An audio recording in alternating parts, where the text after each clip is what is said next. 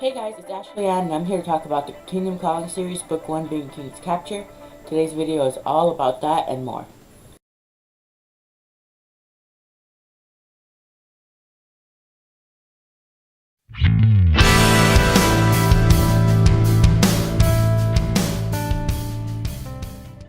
So, I'm going to start off with just talking about how King's Capture, or the Kingdom Calling series in general, came to be now. And if you're not really interested in that, it kind of gets personal, it kind of gets not personal, you can go ahead and skip to the link, to the number I provided in the corner, and that will get you on the road to just hearing all about the Kingdom Calling series. So the Kingdom Calling series started around, it's 2018, it started 5 years ago, so 2013. I was probably in my sophomore year of high school, and I was getting into writing more and more, and it became one of my main occupations. I did it during class, I did it at home, I did it everywhere I ever went. And it was definitely something that started out full blast. Like, I just went on writing, I didn't plan for it, I didn't do anything for it, other than just write about it. So it started off actually as a different novel, and I don't even remember the name of the novel. If I do, I'll pop the text up there. But it starts off as a different novel, and it starts off with a different premise, characters, but I kind of kept one name throughout the whole series, the whole progress of this thing coming to form, and that name's Elliot, and you'll know more about it later on. But don't ask me why either. But it's definitely something that has changed and morphed. And that was due to me just like changing and morphing myself. I was in sophomore year of high school. But I definitely went into writing due to my own things, due to my own problems and all that. And it became this big story. And for the next 5 years, from sophomore year to now, I've been working on it off and on at different times of the year. And certainly there's been some good parts and some bad parts. And I was going over my computer, my USB drive, where well, not all, most of my writing is saved. And I saw that I had 6 different starting drafts for this novel. One being the original, and then the other, like, 5 being me trying to start it here and now, where the story is actually progressing. Things I probably kept other than the name Elliot is probably the female character themselves. It's changed. She's changed a lot. I hated her at the beginning, but I hate most female characters. Don't ask me why. But I hated her at the beginning of writing the series, since the very beginning. And I'm like, I just hate this woman. I just hate her. She's not cool. And I'm just like, what is wrong with her? Why do I hate her so much? And recently I had a breakthrough. Recently I had a breakthrough that really, like, kind of made me like her. I don't know what I did. I just remember I changed a factor in her, a characteristic in her that made me like her more. And I think that characteristic was the fact that she wasn't afraid to be mischievous. Like, she wasn't... Girls have this thing where they're just nice and cute and innocent, blah, blah, blah. Even strong girls are cute and innocent, even though they're, like, tremendously strong and fierce and whatnot. But she had this... She didn't have a fear of just being, mischievous. She didn't care about who the fuck was gonna get hurt or nothing. She just wanted her thing to happen. It's selfish, but she wanted the better of the good for the other character. I like that about her because I'm weird like that, but I just like it about her. Like I said, a lot of things were going down in my life, and that made me want to write. And I did put it off for a while because, like most writers, they read back on it and they're like, this is the cringiest shit I've ever written. Never gonna look at it again. Never gonna show it the light of day again. Although I did show it the light of day again, like, 8 months later. But it went through a lot of changes just as I did. And it came to here now and where it is now. And even within this last year, it's went through a lot of changes too. A lot of characters have changed from their original perspective to who they are now. And I never really took it seriously because it's a novel that I was willing to put on Wattpad, but I was afraid of what people were thinking, and not a lot of critics will go after it if it's on Wattpad, blah, blah, blah, all these insecurities in my head.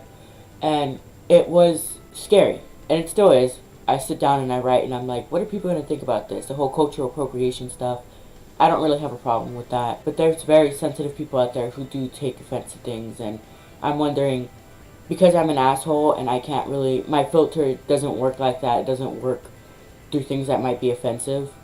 Am I putting things in my novel accidentally that might be offensive? And that's why they create a lot of like critique partners and editing people to help you through this. But it's very difficult to just kind of get through that, and that was a big issue in me deciding if I wanted to write it or not. But yeah, insecurities was a really big thing as to why I didn't want to take it really seriously. And of course, like other problems, personal things and things going down, school. Although high school wasn't a big challenge, getting out of high school was the biggest challenge. And I had to do college applications and all that stuff. It took up time to where I didn't focus as much on there and my novel on Wattpad, which I took down. And I enjoyed writing it anyways. I kept the manuscript, I kept it in my computer to make sure everything was going to be safe and all that. But I dropped it, and for the next year, from the last year of high school, the second semester of last year of high school, to the second semester of my first year of college, I wasn't really focusing on that. I stuck to that one thing I really loved, and I did it, and I was having fun. I loved my life somewhat at that time, but it was, at that time, writing, I didn't know writing was my passion. I didn't know writing was a thing that I really liked. So I focused on the thing that I knew was my passion. I knew that I wanted to do, that I knew I was going to get paid for, and things like that, because at that time, and still now, does money matter to me? But it's a whole different story with that, but making me not write anymore. And I didn't pick up the manuscript for another year, and the only reason why I picked up the manuscript was because I was going through a hard time, and I needed something to focus on. And writing my book was a distraction, and it was on and off, but things were happening, and I stopped for the summer because I had a full-time job, and I was busy, and we were moving into, well, not moving, we were trying to figure out how to move into our new apartment at the end of summer, and things were just happening, and I just wanted to enjoy summer for once. I had a job I really loved.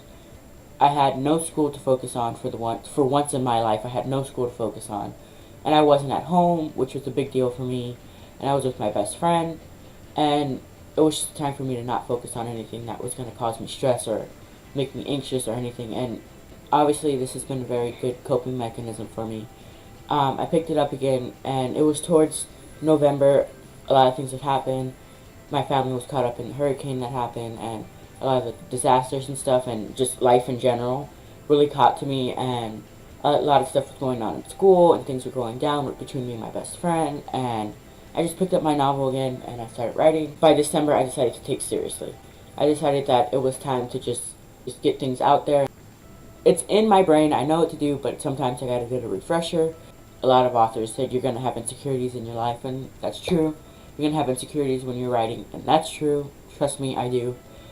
But this was a novel that really helped me, and a lot of the contents inside the novel really helped me.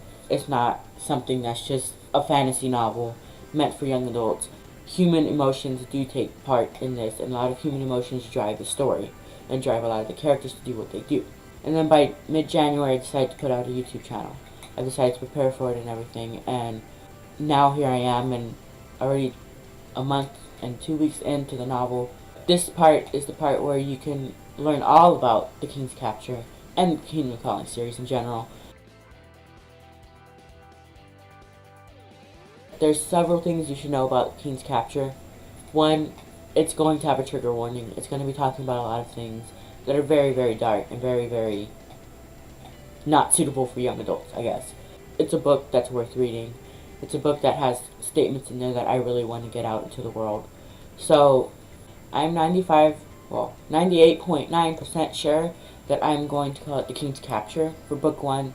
100% sure I'm going to call it The Kingdom Calling series.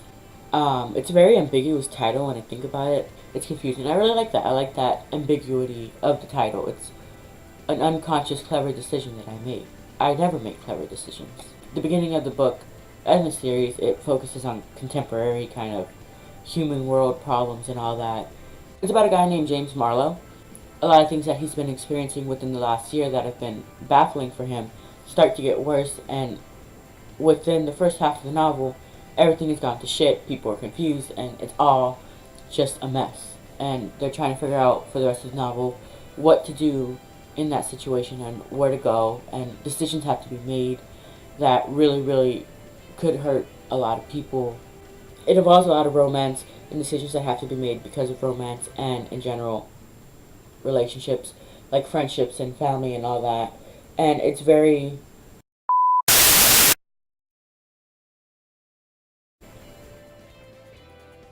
yes, his claws already. I don't know if you can see that. You can't, but his claws already.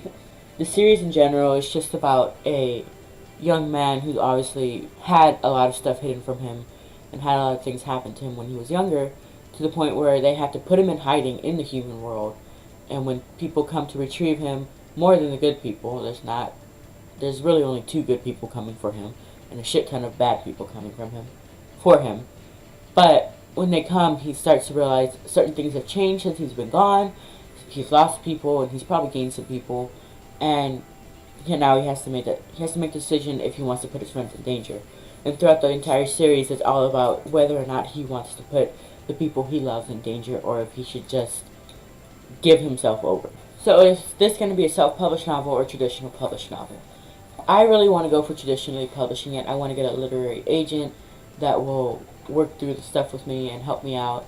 I'm definitely not opposed to self-publishing. If everything doesn't work out as planned, if I don't really get an agent that is interested in my work, then I'll go ahead and go self-publish, because in the end, I want my novel to get out there and I want the messages in my novel to get out there. Both options are pretty good for me.